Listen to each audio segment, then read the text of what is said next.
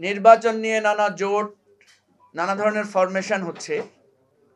খুব তোড়জোড় আমরা দেখলাম যে ইসলামিক দলগুলো তারা এক বাক্সে ভোট নেওয়ার জন্য তারা নানাভাবে বসেছেন। আমরা এটাকে সাধুবাদ জানিয়েছি, কারণ এভাবে হলে নির্বাচনে একটা প্রতিদ্বন্দ্বিতা হওয়ার আশা ছিল। কিন্তু ইদানিং আমরা দেখতে পাচ্ছি ইসলামিক দলগুলোর মধ্যেও কিন্তু বিভেদ শুরু হয়েছে। অলরেডি বেশ কয়েকটা পক্ষ, অবস্থান বদল এগুলো হচ্ছে। বামপন্থী দলগুলোর মধ্যেও একটা জোট বা মহাজোট বা ঐক্যজোট তৈরির প্রচেষ্টা চলছে। আমরা যারা মাঝামাঝি আছি, আমরাও চিন্তা করছি নির্বাচনকে প্রতিদ্বন্দ্বিতামূলক করার জন্য কি করা যায়। কারণ আপনারা জানেন যে এর আগে মনে হয়েছিল যে নির্বাচন এক পেশে হবে, এখন মনে হচ্ছে যে না, এটা নির্বাচন এক পেশে হবে না, নির্বাচনে একটা প্রতিদ্বন্দ্বিতা হতে পারে। এর বাইরে দুইটা আশঙ্কা আছে। একটা হলো আওয়ামী লীগ এবং জাতীয় পার্টি নির্বাচনে অংশগ্রহণকে নিয়ে, বা আওয়ামী পন্থী যে বলয়টা ছিল 14 দল, তাদের অংশগ্রহণ নিয়ে। আওয়ামী লীগ জাতীয় পার্টি প্রশ্নে আমরা দেখছি যে আমাদের মধ্যে কারো কারো দ্বিমত আছে,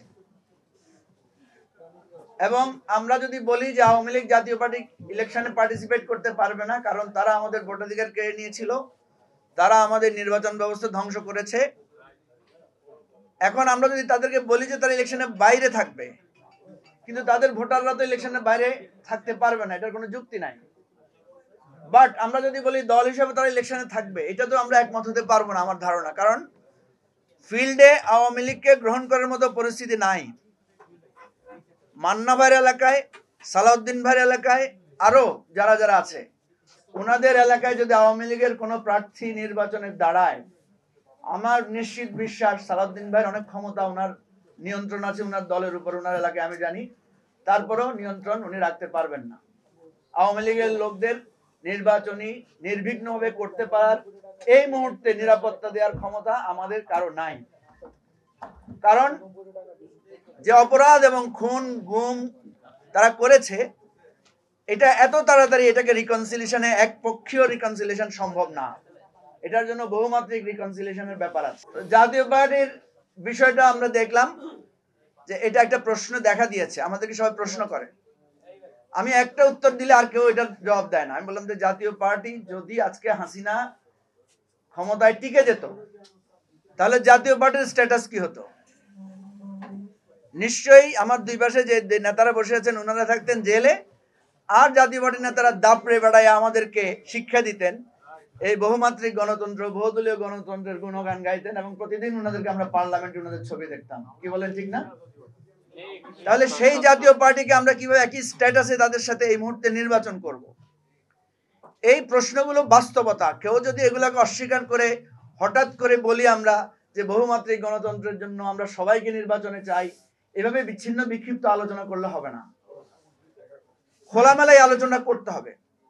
এরপরে একটা ফেনোমেনন দেখা যাচ্ছে, আওয়ামী লীগের ভোটারদেরকে নিয়ে টানাটানি, আমাদের ধর্মীয় সংখ্যালঘুদের ভোটার নিয়ে টানাটানি, এবং কি দাঁড়াচ্ছে, কি হচ্ছে ঘটনা, এগুলো আপনারা জানেন। একজন আরেকজনের দিনে আঙ্গুল তুলছে, কিন্তু প্রত্যেক দলের মধ্যে আমরা দেখছি যে কোনো না কোনো ভাবে, নানাভাবে তারা দিচ্ছে। সেজন্য আমি প্রস্তাব দিয়েছিলাম এটা ওপেন করে দেন, যে সবাই যত পারেন আওয়ামী লীগের লোকদেরকে দলে ঢুকান, আওয়ামী লীগ বিভক্ত হোক, অসুবিধা নেই। কিন্তু সেটাও ওনারা করবেন না। ওনারা একজন আরেকজনের বিরুদ্ধে অভিযোগ দিবেন, কিন্তু তলে তলে সবাই আওয়ামী লীগের লোকদেরকে টুকটাক দলীয়ভাবে অন্তর্ভুক্ত করবেন। এই জায়গাটাও আমাদেরকে পরিষ্কার হতে হবে।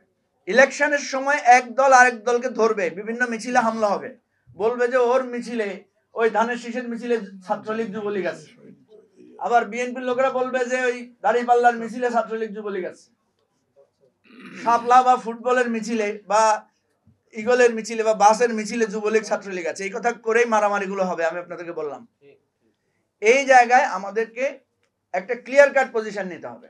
পুলিশের ব্যাপারে আমরা স্পষ্ট করে বলেছি, পুলিশের পক্ষে এই নির্বাচন ফুললি, পুলিশ এবং আর্মির পক্ষে এটা নির্বাচন মেনটেন করা সম্ভব না। এর একটা উপায় হতে পারে, যেটা 91 সালে নির্বাচন হয়েছিল শাহাবুদ্দিন সাহেবের সময়, উনি লোকাল গ্রহণযোগ্য নিরপেক্ষ ব্যক্তিদেরকে নিয়ে কেন্দ্রভিত্তিক কমিটি করেছিলেন। এবারের আন্দোলনে আমরা দেখেছি আমাদের স্কুল ছাত্রদের কিশোর ছাত্রদের একটা ভূমিকা ছিল, যাদেরকে আমরা জুম জেনারেশন বলছি। আমি এটা পরামর্শ আকারে বলছি, যদি সম্ভব হয় এই জুম জেনারেশনের মধ্যে যারা ভোটার হয় নাই তাদেরকে ট্রেনিং দিয়ে উদ্বুদ্ধ করে কেন্দ্রভিত্তিক তাদেরকে পুলিশের সাথে স্বেচ্ছাসেবক দেওয়া যেতে পারে। সেই জন্য আমি একটা প্রস্তাব দিয়েছিলাম, সেই প্রস্তাবে সবাই আমাকে নিয়ে ট্রল করেছে। আমি বলছি মারামারি গন্ডগোল দূর করার, এই পুলিশ দিয়ে নির্বাচন করা একটা সম্ভব যদি বিএনপি জামাত একজোট হয়ে ইলেকশন করে। ওনারা একজোট হয়ে ইলেকশন করবেন, আর আমরা বাকিরা যারা আছি তারা হয়তো আমরা একটা জোট নিয়ে ইলেকশন করব। মারামারি গন্ডগোল আমার বেশি আশঙ্কা বিএনপি জামাতেই হইতে পারে।